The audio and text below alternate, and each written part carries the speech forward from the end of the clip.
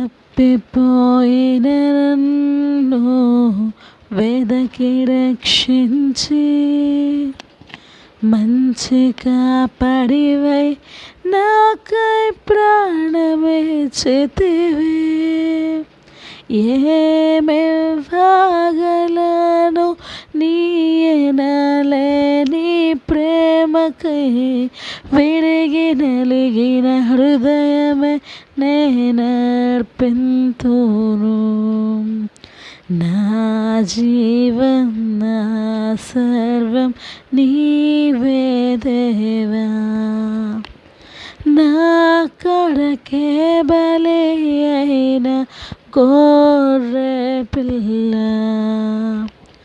నా కొరకే రానున్న ఓ మెస్సయ్యా.